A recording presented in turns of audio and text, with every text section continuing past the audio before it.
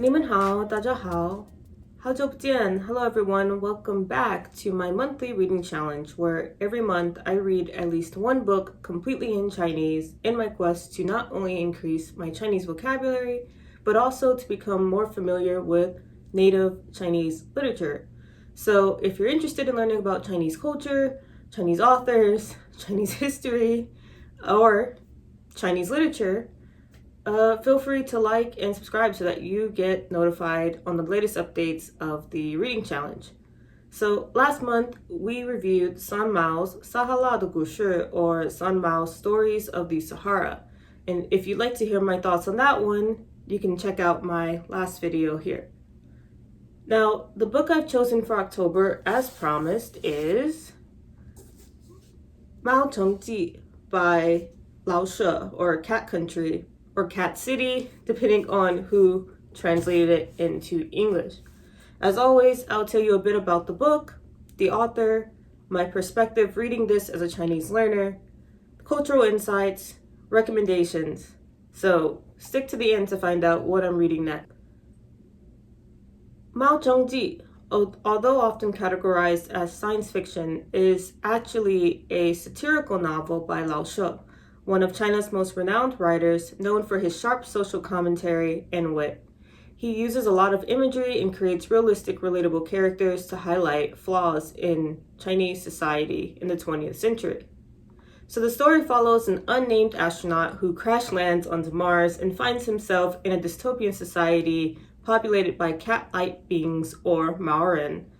This cat society, known as Cat Country or Mao Guo, serves as a mirror to critique various aspects of early 20th century Chinese society, which we will highlight later on in this video.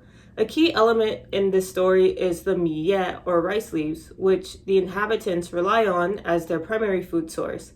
These leaves symbolize the basic sustenance of the cat society, but also the plantations where these are grown are mismanaged and neglected. Not to mention that the plantation owners have clans that are fighting for control over the most plantations. This inefficiency is a direct reflection of the broader societal issues Lao She criticizes: corruption, apathy, and incompetence, which we'll talk about more later. Through the depiction of the miye and their plantations, Lao She illustrates the consequences of a corrupt and indifferent leadership, as well as the urgent need for political and social reform at the time. Okay, so now that I've given you the plot, let's talk about the author, Lao She. Lao She was born in 1899 in Beijing. He is known for his works that combine humor and satire to address serious social issues. Some of his other notable works that you may be familiar with is Rickshaw Boy, or 骆驼祥子, Tea House, 茶馆, and Four Generations Under One Roof, 四十藤堂.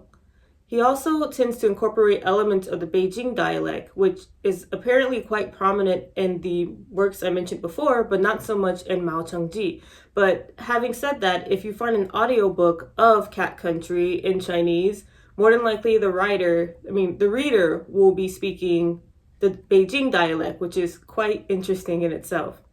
Another interesting thing about Mao Ji was this book was initially published in 1933, but was criticized for its pessimistic view of Chinese society and was actually banned during the Cultural Revolution in the early years of the People's Republic of China. It wasn't until 1984, approximately 7 years after the end of the Cultural Revolution, that the book was republished in China and is now regarded as a significant work in Chinese literature, offering valuable insights into the challenges and issues faced by China in the early 20th century. Unfortunately, Lao She did not get to celebrate the lifting of this ban, as he was persecuted by the Red Guards during the Cultural Revolution, and in 1966, Lao She was found dead in Beijing's Taiping Lake. The circumstances of his drowning remain unclear to this day, with debates over whether it was a case of suicide or the result of actions by the Red Guard. Reading Mao Ji was both challenging and rewarding. The satirical language and cultural references provided a rich learning experience for me, and I enjoyed overall exploring the nuances of Lao She's writing style. His writing style is definitely a bit from San Mao, who we reviewed last month, because her writing style is more koyu, or everyday language. Because each story features some type of dialogue, but in the case of Lao She, his writing is more narrative, so it's quite formal and descriptive, and there were several words I had to look up because I didn't know the formal equivalents or even the way that he uses his grammar.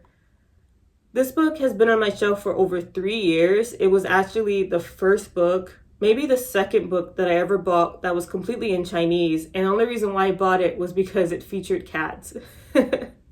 But I never felt like my Chinese was good enough, so it was just on my bookshelf collecting dust. So I'm super elated that I finally got to crack it open. It did not disappoint. I found the characters quite relatable. The situations were also quite relatable, despite it involving being on Mars and there being cat people. And overall, there's just something about Lao She's writing that just draws you in. So I really enjoyed reading this book. While reading, I came across several interesting terms. One of the new terms I learned was fu bai, which means corruption. Fu bai frequently appears in the book, highlighting one of the central themes Lao She is critiquing. The second one would be gai ge, which means reform, ziyou, which is freedom, and yonglan, which basically describes the overall attitude of the cat people, which is like their lack of productivity as well as their lack of ambition. Now, there's also 3 phrases that I picked up that may be of use to you all. One of which is 神仙大概知道, which is like God only knows, which if you're from the US or anywhere in the West, I think this is kind of a common saying, right? You would use it to express some sense of uncertainty. God only knows what's happening to me, right? Another one that I learned was 呆呆地看着自外, which is like to stare blankly at your surroundings or be lost in thought, or, staring blankly at your surroundings when you're in a sense of confusion. I think an equivalent would more be like to stare into space. So I think this is a really good phrase. And then there's 听其自然, which is like to take things as they come or let something run its course. So yeah, all of these phrases are very useful for daily life, and I definitely made sure to note them down. And hopefully they're useful to you as well. Learning these terms not only increased my Chinese repertoire, but also provided deeper insights into the cultural and societal issues that Lao She calls attention to. For example, the emphasis on fu bai reflects the widespread corruption in Chinese society during the early 20th century. In addition to fu bai, there was also significant political, economic, and societal instability, including widespread poverty, unemployment, and social reforms. So let's take a look at 3 key historical events that was ongoing during the time this book was written. The first one I would like to call attention to is the warlord era, which refers to a time period between 1916 and 1928 of widespread conflict and instability, which began when China's first president of the ROC, or Republic of China, Yuan Shikai, died, causing the country to be divided amongst regional military leaders. Naturally, there was infighting concerning who should be the primary leader of China. And so the specific war I'd like to highlight during this specific era is the Central Plains War, which took place from March 1929 to November 1930. The Central Plains War was a civil war between the nationalist Kuomintang, or the KMTs, Chiang Kai-shek, and several other military leaders who controlled those various regions of China. And this civil war was actually a pivotal moment in Chinese history, as due to Chiang Kai-shek's victory, it helped reduce political fragmentation, strengthened the central government, and ended the warlord era, as well as marked a new era known as the Nanjing Decade. During this time, Mao Zedong was consolidating his power in the Jinggang Mountains and other rural areas, laying the groundwork for the Chinese Communist Party, or the CCP's revolutionary activities, including organizing the Red Army. In a broader sense, although Mao was not involved in the Central Plains War, it is good to call out that he was around and that the KMT and CCP were already at odds, fighting for whomever should have control over China, leading to further political and societal unrest. And then finally, There was the Japanese invasion of Manchuria in 1931, where a puppet state would be established until the end of World War II in August 1945. So this is the background to which Lao She was writing Cat Country in 1933, noting his observations and concerns about China during this very, very violent and tumultuous period. I highly recommend Mao Cheng-ji for anyone interested in satirical literature, dystopian literature, or are simply looking to enhance their Chinese language skills.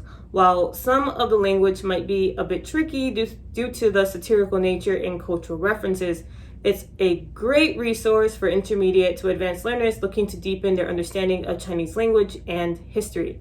Also, understanding the historical context, like the warlord era and the Japanese invasion of Manchuria, can greatly enhance your reading experience because you can draw some parallels concerning what Lao She or others would have seen, experienced, or even felt during that time, as portrayed in Mao Cheng-ji.